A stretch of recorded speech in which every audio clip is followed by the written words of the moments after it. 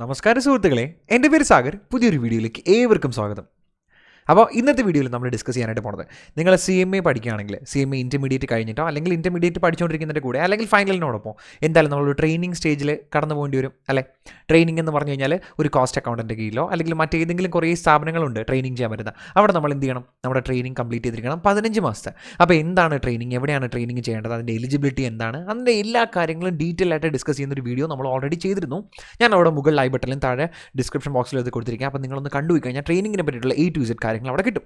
അപ്പോൾ എനിക്ക് വന്ന ഏറ്റവും കൂടുതൽ കമൻറ്റാണ്, ചേട്ടാ ഈ ട്രെയിനിങ് ചെയ്യുന്ന സമയത്ത് നമ്മൾ ഫോം സബ്മിറ്റ് ചെയ്യണമെന്ന് പറഞ്ഞിരുന്നു. അങ്ങനെയാണെങ്കിൽ ആ സബ്മിറ്റ് ചെയ്യുന്ന ഫോമിൻ്റെ ഡീറ്റെയിൽസും എങ്ങനെയാണ് ആ ഫോം ഡൗൺലോഡ് ചെയ്യേണ്ടതെന്നും എങ്ങനെയാണ് അതിൻ്റെ ബാക്കി ഡീറ്റെയിൽസൊക്കെ എനിക്ക് പറഞ്ഞു തരുമെന്ന് ഒരുപാട് പേര് ചോദിച്ചിട്ടുണ്ടായിരുന്നു. അപ്പോൾ ഞാൻ നിങ്ങൾക്ക് ക്ലിയർ ആയിട്ട് ഇന്നത്തെ വീഡിയോയിൽ എങ്ങനെയാണ് ഫോം ഡൗൺലോഡ് ചെയ്യേണ്ടത്, എന്തൊക്കെ ഫോമുകളാണ് നമുക്ക് എന്താ പറയുക ഫില്ല് ചെയ്യാനുള്ളത്, അത് ഫില്ല് ചെയ്യുന്ന പ്രൊസീജിയർ എന്താണെന്നുള്ള കാര്യങ്ങൾ ലൈവ് ഡെമോ ആയിട്ട് നിങ്ങൾക്ക് ഫുൾ ഡീറ്റെയിൽസ് ഞാൻ ഇന്നത്തെ വീഡിയോയിൽ കാണിച്ചു തരാം. ശരി, അപ്പോൾ നമുക്ക് ഡിസ്കസ് ചെയ്ത് തുടങ്ങാം. ഫസ്റ്റ് നിങ്ങൾ ചെയ്യേണ്ട കാര്യം, ഗൂഗിളിൽ കയറിയിട്ട് CMA എന്ന് അടിക്കുക. ഇതിപ്പോൾ ലാപ്ടോപ്പിലും ചെയ്യാം, അതുപോലെ നിങ്ങളുടെ ഫോണിലും ചെയ്യാം. പക്ഷേ ഞാൻ പ്രിഫർ ചെയ്യുന്നത് എപ്പോഴും ഒരു ലാപ്ടോപ്പിലോ അല്ലെങ്കിൽ ഒരു ഡെസ്ക്ടോപ്പിലോ ഏതെങ്കിലും കമ്പ്യൂട്ടറിൽ ചെയ്യുന്നതാണ്. കാരണം അത് കുറച്ചും കൂടി എളുപ്പമാണ് അല്ലേ. ഇനി മൊബൈലിൽ ചെയ്യുകയാണെങ്കിലും കുഴപ്പമൊന്നുമില്ല. നിങ്ങൾ ഗൂഗിൾ ക്രോം എടുത്തിട്ട് അവിടെ ഡെസ്ക്ടോപ്പ് സൈറ്റ് ആക്കി കൊടുക്കുക. ഡെസ്ക്ടോപ്പ് സൈറ്റ് കഴിഞ്ഞാൽ നമ്മുടെ ഈ ലാപ്ടോപ്പിൽ ചെയ്യുന്ന അതേ ഇൻ്റർഫേസ് തന്നെയായിരിക്കും നിങ്ങൾ വരിക. ജസ്റ്റ് ഗൂഗിളിൽ കയറുക, CMA എന്ന് ടൈപ്പ് ചെയ്യുക, നമ്മുടെ ഒഫീഷ്യൽ വെബ്സൈറ്റ് വരും. ശരി, ആ ഒഫീഷ്യൽ വെബ്സൈറ്റിൽ നിന്ന് നിങ്ങൾ ചെയ്യേണ്ട കാര്യം, ഞാൻ എൻ്റെ ഈ കഴ്സർ പോകുന്ന സ്ഥലത്തേക്ക് നോക്കിക്കോ. ഇവിടെ ഏറ്റവും ടോപ്പിൽ സ്റ്റുഡൻസ് എന്ന് പറഞ്ഞൊരു സെക്ഷൻ ഉണ്ടാവും. ഈ സ്റ്റുഡൻസ് എന്ന് പറഞ്ഞ സെക്ഷനിലേക്ക് ചെയ്താൽ നമ്മുടെ സ്റ്റുഡൻസായിട്ട് ബന്ധപ്പെടുന്ന എല്ലാ ഡീറ്റെയിൽസും, ഈ ട്രെയിനിങ്ങുമായിട്ട് സംബന്ധിക്കുന്ന കാര്യങ്ങളും എല്ലാ കാര്യങ്ങളും ഇവിടുന്ന് കിട്ടും. ഇവിടുന്ന് വീണ്ടും ഒരു ടോപ്പിലൊരു ബാനർ വരും, കണ്ടോ, കോഴ്സസ്, അഡ്മിഷൻ, എക്സംഷൻ, ട്രെയിനിങ് എന്നൊക്കെ പറഞ്ഞിട്ട്. അവിടെ നിങ്ങൾ ഈ ട്രെയിനിങ്ങിൽ ക്ലിക്ക് ചെയ്യുക. ശരി, ട്രെയിനിങ് ക്ലിക്ക് ചെയ്ത് കഴിഞ്ഞാൽ നമ്മുടെ ട്രെയിനിങ്ങുമായിട്ട് ബന്ധപ്പെടുന്ന ഡീറ്റെയിൽസ് വരും. ഇവിടെ ആദ്യമേ കാണിച്ചിരിക്കുന്ന ട്രെയിനിങ് നമ്മുടെ സ്കിൽ ട്രെയിനിങ്ങിലാണ്. സ്കിൽ ട്രെയിനിങ്, SAP, Excel, കേംബ്രിഡ്ജിൻ്റെ സംഭവങ്ങളും നമ്മുടെ ഫയലിങ്ങും അതൊക്കെയാണ് ഇവിടെ കൊടുത്തിരിക്കുന്നത്. അതിനുശേഷം നമ്മുടെ IUTP, അതായത് ഫൈനലിന് ഒരു 7 days industrial oriented training program ഉണ്ട്, IUTP. അതിനെ പറ്റിയിട്ട് അതിന് തൊട്ട് താഴെ കണ്ടോ പ്രാക്ടിക്കൽ ട്രെയിനിങ്, അതാണ് നമ്മുടെ 15 മാസത്തെ പ്രാക്ടിക്കൽ ട്രെയിനിങ്. അതിലൊന്ന് ക്ലിക്ക് ചെയ്യുക. ശരി, അപ്പോൾ 15 മാസത്തെ പ്രാക്ടിക്കൽ ട്രെയിനിങ്ങിൻ്റെ കുറച്ച് ഡീറ്റെയിൽസ് ഒക്കെ ഇവിടെ തന്നിട്ടുണ്ട്. ഏറ്റവും താഴെ റെഡ് കളർ എഴുതിക്കും online submission of practical training അല്ലെങ്കിൽ എക്സാമിനേഷൻ ഫോം. അതിലൊന്ന് ക്ലിക്ക് ചെയ്യുക. ശരി, ക്ലിക്ക് ആയില്ല, ഓക്കെ, അതിലൊന്ന് ക്ലിക്ക് ചെയ്യാം. അപ്പോൾ അത് ഇങ്ങനൊരു വിൻഡോ ആയിരിക്കും ഓപ്പൺ ആയിട്ട് വരാം. ശരി, ഈ വിൻഡോയിൽ പറഞ്ഞിരിക്കുന്ന കാര്യങ്ങൾ ഞാനൊന്ന് ജസ്റ്റ് ഒന്ന് ഷോർട്ടായിട്ട് പറഞ്ഞുതരാം. ഞാൻ ഓൾറെഡി നിങ്ങളോട് പറഞ്ഞ കാര്യമാണ്, എങ്കിലും ഞാനൊന്ന് പറഞ്ഞുതരാം. ശരി, ഒന്നാമത്തെ പോയിന്റ് പറയുന്നത് നിങ്ങൾ മൈൻഡ് ചെയ്യേണ്ട. കാരണം 2008 ശേഷമാണ് നമ്മുടെ ഈ ട്രെയിനിങ് സ്കീം, നമ്മളിപ്പോൾ കാണുന്ന ഈ ട്രെയിനിങ് സ്കീം വന്നത്. അപ്പോൾ 2008 ശേഷമുള്ള ആൾക്കാരാണ് ഈ പറഞ്ഞ ട്രെയിനിങ് ചെയ്യേണ്ടത്. ശരി, അല്ലാത്ത ആൾക്കാരൊന്നും ഈ വീഡിയോ കാണുന്നില്ല, അതുകൊണ്ട് വിട്ടേക്കാം. ഇനി അടുത്ത കാര്യം, 15/8/2022 മുതൽ 15/8/2022 മുതൽ കണ്ടോ, for intermediate student registered after 15/8/2022, അതായത് കഴിഞ്ഞ വർഷം 2022 8 മാസം 15 ശേഷം ഇൻ്റർമീഡിയറ്റിൽ രജിസ്ട്രേഷൻ എടുത്ത എല്ലാ ആൾക്കാരും, ഇൻ്റർമീഡിയറ്റിൽ രജിസ്ട്രേഷൻ എടുത്ത ആൾക്കാർക്ക് നിങ്ങൾ ഈ ഫോം സബ്മിറ്റ് ചെയ്യുന്ന സമയത്ത് ഒരു പേയ്മെൻറ്റ് നടത്തണം. ആ പേയ്മെൻറ്റ് ഡീറ്റെയിൽസ് ആണ് താഴെ പറഞ്ഞിരിക്കുന്നത്. എന്താ ഇവിടുത്തെ പേയ്മെൻറ്റ്? ഒരു 2500 ആണ് T1 T4 സബ്മിറ്റ് ചെയ്യുന്ന സമയത്ത്. T3 സബ്മിറ്റ് ചെയ്യുമ്പോൾ 4500. എന്താ ചേട്ടാ ഈ T1 T4 എന്താണ് T3? ഞാൻ പറഞ്ഞുതരാം. ഞാൻ ഈ പറയുന്ന കാര്യം നിങ്ങൾ ശ്രദ്ധിച്ചു കേട്ടോ. ഞാൻ ആദ്യത്തെ വീഡിയോയിൽ ഓൾറെഡി പറഞ്ഞതാണ്, എങ്കിലും ഞാൻ ഒന്നുകൂടെ പറഞ്ഞുതരാം. നമുക്ക് ട്രെയിനിങ് ചെയ്യാൻ പറ്റുന്ന സ്ഥലത്തിന് രണ്ടായിട്ട് കാറ്റഗറൈസ് ചെയ്തിട്ടുണ്ട്. ഒന്ന് ഒരു കോസ്റ്റ് അക്കൗണ്ടൻ്റെ കീഴിൽ, രണ്ടാമത് ബാക്കിയുള്ള എല്ലാ സ്ഥലങ്ങളിലും. ഓക്കെ, ബാക്കിയുള്ള നമുക്ക് എലിജിബിൾ ആയിട്ടുള്ള എല്ലാ സ്ഥലങ്ങളിലും രണ്ടാമത്തെ സെറ്റാണ്. അപ്പോൾ ട്രെയിനിങ് സ്റ്റാർട്ട് ചെയ്ത് കഴിഞ്ഞാൽ 30 ഡേയ്സിനുള്ളിൽ, ട്രെയിനിങ് സ്റ്റാർട്ട് ചെയ്ത് കഴിഞ്ഞാൽ 30 ദിവസത്തിനുള്ളിൽ നിങ്ങൾ T1 അല്ലെങ്കിൽ T4 സബ്മിറ്റ് ചെയ്യണം. T1 എവിടെയാണ് സബ്മിറ്റ് ചെയ്യുന്നത്? കോസ്റ്റ് അക്കൗണ്ടൻ്റെ കീഴിൽ വർക്ക് ചെയ്ത് കഴിഞ്ഞാൽ T1ഉം, അല്ല ബാക്കിയുള്ള സ്ഥലങ്ങളിൽ വർക്ക് ചെയ്ത് കഴിഞ്ഞാൽ T5 സബ്മിറ്റ് ചെയ്യണം. പിടികിട്ടിയോ?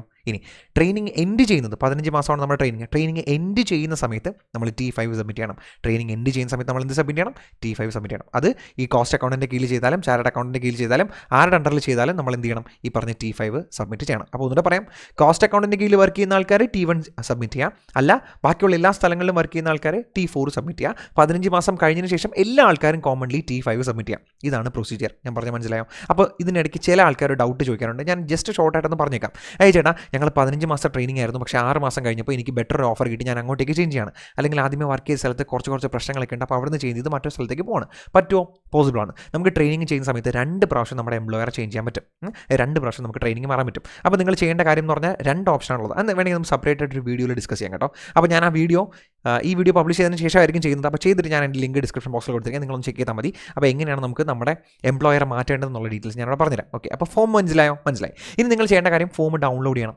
ഇവിടെ കണ്ടോ, ഡൗൺലോഡ് ട്രെയിനിങ് ഫോംസ് എന്ന് പറഞ്ഞിട്ടുണ്ടാവും. അവിടെ T1 ഉണ്ട്, T4 ഉണ്ട്, T5 ഉണ്ട്. അപ്പോൾ നമുക്ക് വേണ്ടത് ഏതാണ്? T1 ആണെങ്കിൽ T1, T4 ആണെങ്കിൽ T4, T5 ആണെങ്കിൽ T5. ശരി, അപ്പോൾ ഞാൻ നിങ്ങൾക്ക് എല്ലാം ഒന്ന് ഡൗൺലോഡ് ചെയ്ത് കാണിച്ചു തരാം എന്താണ് ഇത് തമ്മിലുള്ള വ്യത്യാസം. ശരി, ഞാൻ T1 ഒന്ന് ഡൗൺലോഡ് ചെയ്യാണ്. ഞാൻ നിങ്ങൾക്ക് ഇവിടെ കാണിച്ചേക്കാം. T1 ബേസിക് ആയിട്ടുള്ള കുറച്ച് ഡീറ്റെയിൽസ് ഉള്ളത്. എന്താ?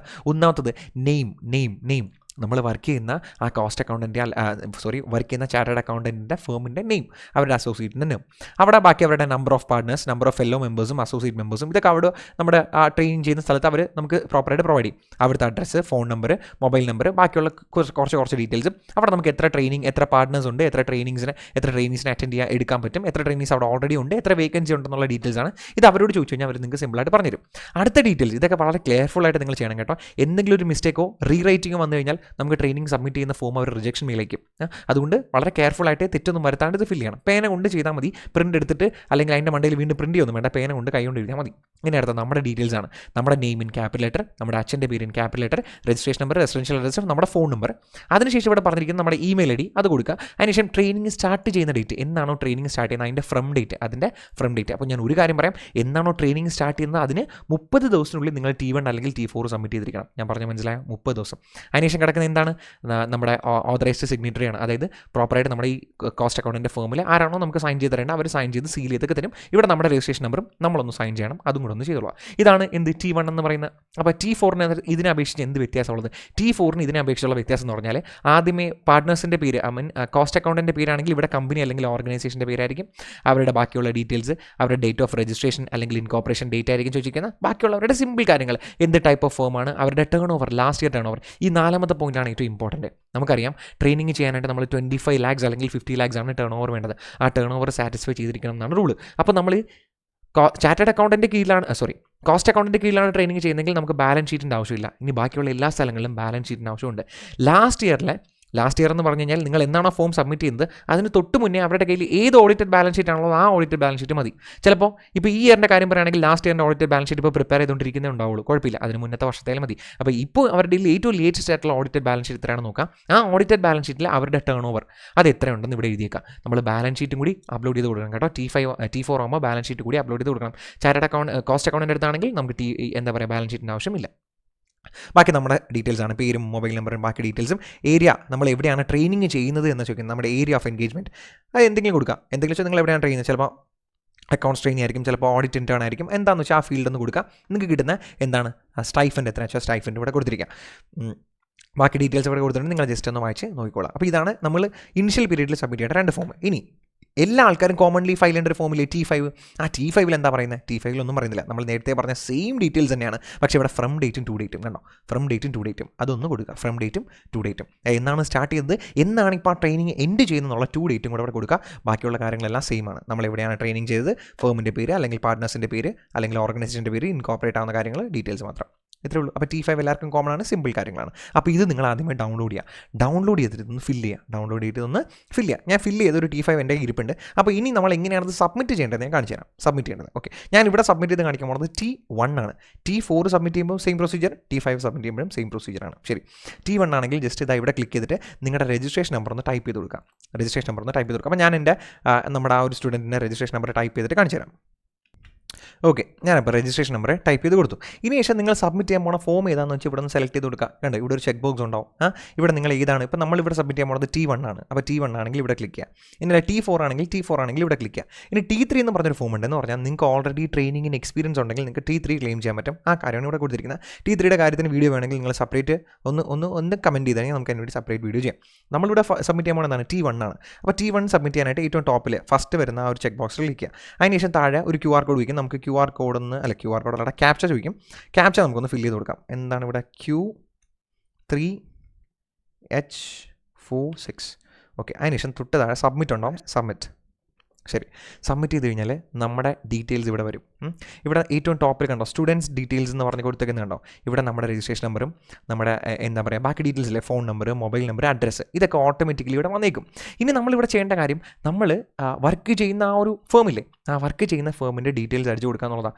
T5 ആണെങ്കിൽ ഇവിടെ PCMA എന്നായിരിക്കും എഴുതിയിരിക്കുന്നത്, അതായത് പ്രാക്ടീസിങ് CMA എന്നാണ് എഴുതിയിരിക്കുന്നത്. ഇതിന് പകരം അവിടെ ഓർഗനൈസേഷൻ ആയിരിക്കും. അപ്പോൾ ഓർഗനൈസേഷൻ്റെ ഡീറ്റെയിൽസ് നമ്മൾ ടൈപ്പ് ചെയ്ത് കൊടുക്കണം. അപ്പോൾ ഇവിടെ നിങ്ങൾ എന്ത് ചെയ്യണം, ആ ഡീറ്റെയിൽസ് ഒന്ന് ജസ്റ്റ് ടൈപ്പ് ചെയ്ത് കൊടുക്കാം.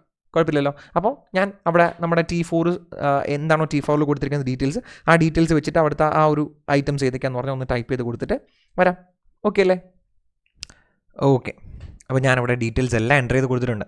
എൻ്റർ ചെയ്യേണ്ട ഡീറ്റെയിൽസ് എന്തൊക്കെയാണ് നിങ്ങൾ ചെക്ക് ചെയ്തോളാം. നിങ്ങളുടെ ഫോം അനുസരിച്ച്, അതായത് നിങ്ങൾ ട്രെയിനിങ് ചെയ്യുന്ന എവിടെയാണെന്ന് വെച്ചാൽ അതനുസരിച്ച് അത് ഫില്ല് ചെയ്തോളാം. ബേസിക് ഡീറ്റെയിൽസ്, നമ്മുടെ വർക്ക് ചെയ്യുന്ന സ്ഥലത്തിൻ്റെ പേര്, അവരുടെ address, mobile number, email ID, അങ്ങനെ കുറച്ച് ബേസിക് ഡീറ്റെയിൽസ്. നമ്മുടെ സ്റ്റൈഫൻഡ്, നിങ്ങൾക്ക് എത്ര സ്റ്റൈഫൻഡാണോ കിട്ടുന്നത് ആ സ്റ്റൈഫൻഡ്. അതിനുശേഷം ഏറ്റവും താഴെ അപ്ലോഡ് ഫോം എന്ന് പറഞ്ഞൊരു ബട്ടൺ ഉണ്ടാവും. ഈ അപ്ലോഡ് ഫോം എന്ന് പറഞ്ഞ ബട്ടണിൽ ചൂസ് ഫയൽ ക്ലിക്ക് ചെയ്തതിന് ശേഷം നിങ്ങളുടെ ഫയൽ ചൂസ് ചെയ്തോളാം. ഓക്കെ, അവിടെ നിങ്ങൾ ശ്രദ്ധിക്കേണ്ട കാര്യം JPG ഫോമാറ്റ് അല്ലെങ്കിൽ PDF, ഇത് രണ്ടുമാണ് മാക്സിമം നമുക്ക് അലോ ചെയ്യാൻ പറ്റുക. JPG ഫോമാറ്റും PDF-ഉം അത് 1 MB താഴെ ആയിരിക്കണം. 1 MB താഴെ ആയിരിക്കണം.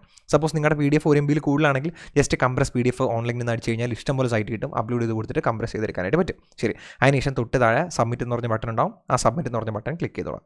ഓക്കെ, ഒരു കാര്യം കൂടെ പറയട്ടെ, നമ്മൾ ഈ T1-ഉം T4 സബ്മിറ്റ് ചെയ്യുന്നതിൽ ഒരു വ്യത്യാസം മാത്രമാണ് ഉള്ളത്. എന്താ പറഞ്ഞു കഴിഞ്ഞാൽ T1 സബ്മിറ്റ് ചെയ്യുന്ന സമയത്ത് ഞാൻ പറഞ്ഞില്ലേ ബാലൻസ് ഷീറ്റ് വേണ്ട, T4 സബ്മിറ്റ് ചെയ്യുന്ന സമയത്ത് നമുക്ക് ബാലൻസ് ഷീറ്റ് വേണം. അപ്പോൾ ഇവിടെ ഏറ്റവും ലാസ്റ്റ് നമ്മുടെ ഈ പറഞ്ഞ T1-നോടൊപ്പം നമ്മുടെ ബാലൻസ് ഷീറ്റ് കൂടി അപ്ലോഡ് ചെയ്യാനായിട്ടൊരു ഒരു കോളം കൂടെ ഉണ്ടാവും. അപ്പോൾ നിങ്ങൾ ചെയ്യേണ്ട കാര്യം അവരോട് പറഞ്ഞാൽ മതി ലാസ്റ്റ് ഇയറിൽ ഓഡിറ്റഡ് ബാലൻസ് ഷീറ്റ് നമുക്ക് പ്രൊവൈഡ് ചെയ്യണമെന്ന്. അപ്പോൾ last year audited balance sheet അവർ നമുക്ക് പ്രൊവൈഡ് ചെയ്യും. അത്രേ ഉള്ളൂ, പരിപാടി കഴിഞ്ഞു. ഇനി ഇവിടെ പറഞ്ഞിരിക്കുന്നുണ്ടോ, നമ്മൾ സംഭവങ്ങൾ സബ്മിറ്റ് ചെയ്ത് കഴിഞ്ഞാൽ ഏറ്റവും താഴെ ഫോമിൻ്റെ സ്റ്റാറ്റസ് പെൻഡിങ് ആയിരിക്കും കിടക്കുന്ന, കുറച്ച് നാൾ കഴിയുമ്പോഴത്തേക്ക് അത് അപ്രൂവ്ഡ് ആയിക്കോളും. അപ്പോൾ നിങ്ങൾ ചെയ്യേണ്ട കാര്യം ഈ പെൻഡിങ് മാറുന്നുണ്ടോ എന്ന് ഇടയ്ക്കൊന്ന് ഫ്രീക്വൻ്റ്ലി ചെക്ക് ചെയ്യുക. ചില നോർമലി 1 വീക്കൊക്കെയാണ്, 1 വർക്കിംഗ് ഡേയ്സ് ഒക്കെയാണ് എടുക്കാം, ഒരു വീക്ക് എടുക്കും വർക്കിംഗ് ഡേയ്സ്. പക്ഷേ ഇത് അതിനേക്കാളും കൂടുതൽ ടൈം എടുക്കാറുണ്ട്. പക്ഷേ റിജക്ഷൻ മെയിൽ വരാണെങ്കിൽ, റിജക്റ്റ് ആവുകയാണെങ്കിൽ കൺഫേം ആയിട്ട് നമുക്ക് റിജക്ഷൻ മെയിൽ അവർ അയച്ചു തരും. അപ്പോൾ നിങ്ങൾ ശ്രദ്ധിച്ചോളാം, നിങ്ങൾക്ക് റിജക്ഷൻ മെയിൽ വരുന്നുണ്ടോന്നും ചെക്ക് ചെയ്യുക. അപ്പോൾ അത്രേ ഉള്ളൂ, പരിപാടി കഴിഞ്ഞു. ഇനി നിങ്ങൾക്ക് ആ പറഞ്ഞ പേയ്മെൻറ്റ് ഉണ്ടെന്നിൽ ഇവിടെ നോക്കി, അതായത് 15/8/2022 ശേഷം രജിസ്ട്രേഷൻ എടുത്തിരിക്കുന്ന ആൾക്കാർ പേയ്മെൻറ്റ് ചെയ്യണമെന്ന് പറഞ്ഞില്ലേ, അവർക്ക് ഇതാ ഇവിടെ പേയ്മെൻറ്റ് ഗേറ്റ്വേ എന്ന് പറഞ്ഞിട്ടൊരു ഫോം ആയിരിക്കും. ഇവിടെ കണ്ടോ, നോ രജിസ്ട്രേഷൻ ഫീസ് എന്നാണ് എഴുതിയിരിക്കുന്നത്. പക്ഷേ അതിന് പകരം ഈ 15/8/2022 ശേഷം രജിസ്റ്റർ ചെയ്യുന്ന ആൾക്കാർക്ക് ഇവിടെ ആ പേയ്മെൻറ്റ് ചെയ്യാനുള്ള ഒരു ഓപ്ഷൻ ആയിരിക്കും വരിക. അപ്പോൾ നിങ്ങൾ ആ സ്ഥാനത്ത് ക്ലിക്ക് ചെയ്ത് കഴിഞ്ഞാൽ നേരെ ഒരു പേയ്മെൻറ്റ് ഗേറ്റ്വേയിലേക്ക് വരും. നമ്മുടെ നോർമൽ ഡെബിറ്റ് കാർഡോ ക്രെഡിറ്റ് കാർഡോ ഏതാണെന്ന് പറഞ്ഞാൽ അത് സെലക്ട് ചെയ്തിട്ട് പേയ്മെൻറ്റ് ചെയ്തോളാം. ഇനി T5 സബ്മിറ്റ് ചെയ്യുന്നത് എങ്ങനെയാണെന്ന് വെച്ച് കഴിഞ്ഞാൽ നിങ്ങൾ T1-ഓ T4-ഓ സബ്മിറ്റ് ചെയ്തില്ലേ, അതുപോലെ ഇവിടം വരെ ചെയ്ത് കഴിയുമ്പോൾ തൊട്ടപ്പുറത്തുണ്ടോ അപ്ലോഡ് T5 സർട്ടിഫിക്കറ്റ്, അവിടെ നമ്മൾ എന്ത് ചെയ്യുക, ഈ ചൂസ് ഫയലിൽ ക്ലിക്ക് ചെയ്യുക, T5 സബ്മിറ്റ് ചെയ്ത് കൊടുക്കുക, പരിപാടി കഴിഞ്ഞു. അപ്പോൾ T1 സബ്മിറ്റ് ചെയ്യുന്നത് ഇങ്ങനെയും T5 സബ്മിറ്റ് ചെയ്യുന്നത് ഇങ്ങനെയും. അപ്പോൾ ഇതാണ് നമ്മുടെ ഡോക്യുമെൻറ്റ്സ് സബ്മിറ്റ് ചെയ്യാനുള്ള റൂൾസും റെഗുലേഷൻസും. ഇങ്ങനെയാണ് നിങ്ങളത് ചെയ്യേണ്ടത്. അപ്പോൾ ഇത്രയേ ഉള്ളൂ പറയാൻ. അപ്പോൾ ഈ വീഡിയോ നിങ്ങൾക്ക് ഇപ്പോൾ ഉപകാരപ്പെട്ടില്ലെങ്കിലും സേവ് ചെയ്ത് വെച്ചേക്കാം. ഉറപ്പായിട്ടും കൺഫേം ആയിട്ടും എന്തെങ്കിലും ഒരിക്കൽ CMA എന്ന് പറഞ്ഞാൽ ഈ ഒരു കോഴ്സ് പഠിച്ച് മുന്നോട്ട് പോകുന്ന സമയത്ത് ട്രെയിനിങ് നിങ്ങൾ ചെയ്യേണ്ടി വരും. ചെയ്യുന്ന സമയത്ത് ഫോം സബ്മിറ്റ് ചെയ്യാൻ എവിടെയെങ്കിലും സ്റ്റക്കാണെങ്കിൽ നേരെ ഈ സേവ് ചെയ്ത് വെച്ചിരിക്കുന്ന വീഡിയോ എടുത്തിട്ട് ഒന്ന് കണ്ടോളാം. അതിനകത്ത് ഞാൻ എല്ലാ ഡീറ്റെയിൽസും പറയുന്നുണ്ട്. ഇപ്പോൾ T1, T4, T5 ഇങ്ങനെയാണ് ചെയ്യേണ്ടത്. ഇപ്പോൾ ഞാൻ ഈ കാണിച്ചതിൽ ഒരേ ഒരു വ്യത്യാസമുള്ളത് ഞാൻ പറഞ്ഞില്ലേ, T4 ആണെങ്കിൽ അവിടെ ഒരു ബാലൻസ് ഷീറ്റും കൂടെ അപ്ലോഡ് ചെയ്ത് കൊടുക്കേണ്ടി വരും. അതും കൂടെ ഒന്ന് അപ്ലോഡ് ചെയ്ത് കൊടുത്തു കഴിഞ്ഞാൽ പരിപാടി തീർന്നു. ഇനി ഒരു കാര്യം, 15/8/2022 ശേഷമാണ് രജിസ്റ്റർ ചെയ്തിട്ടുള്ള ആൾക്കാരെങ്കിൽ നിങ്ങൾ കൺഫേം ആയിട്ട് നിങ്ങൾക്ക് ഇവിടെ നോ രജിസ്ട്രേഷൻ ഫീസിന് പകരം ഇവിടെ പേയ്മെൻറ്റ് എന്ന് പറഞ്ഞൊരു ഗേറ്റ്വേ ആയിരിക്കും കാണിക്കുക. ആ ബട്ടണിൽ ക്ലിക്ക് ചെയ്ത് കഴിഞ്ഞാൽ ഡയറക്റ്റ്ലി പേയ്മെൻറ്റ് അടയ്ക്കാനുള്ളവരും ആ പേയ്മെൻറ്റും കൂടെ നിങ്ങൾ നടച്ചോളാം, പരിപാടി കഴിഞ്ഞു, ഫിനിഷ്. ഇത്രേ ഉള്ളൂ. അപ്പോൾ ഡെഫിനറ്റ്ലി ഈ വീഡിയോ CMA ആയിട്ട് ബന്ധപ്പെട്ട് നിൽക്കുന്ന എല്ലാ ഫ്രട്ടേണീസിൻ്റെ ഗ്രൂപ്പുകളിലേക്ക്, അതായത് നിങ്ങളുടെ കോളേജോ നിങ്ങളുടെ കൂടെ പഠിച്ച ആൾക്കാരോ എല്ലാവരുടെയും ഗ്രൂപ്പിലേക്ക് മാക്സിമം ഒന്ന് ഷെയർ ചെയ്ത് കൊടുക്കാം. അവർക്കും ഇത് എപ്പോഴെങ്കിലും ഉപകാരപ്പെട്ടുള്ളൂ. ഇത്രേ ഉള്ളൂ. നിങ്ങൾക്ക് വേറെ എന്തെങ്കിലും വീഡിയോസ് വേണമെങ്കിൽ താഴെ കമൻറ്റ് ബോക്സിൽ മെൻഷൻ ചെയ്തോ, ഞാൻ ആ വീഡിയോ ആയിട്ട് അടുത്ത വീഡിയോയിൽ നമുക്ക് കാണാൻ കണ്ടൻറ്റുമായിട്ട്. അപ്പോൾ ബൈ, ഇത്രേ ഉള്ളൂ. നമുക്ക് അടുത്ത വീഡിയോയിൽ കാണാം. ബൈ.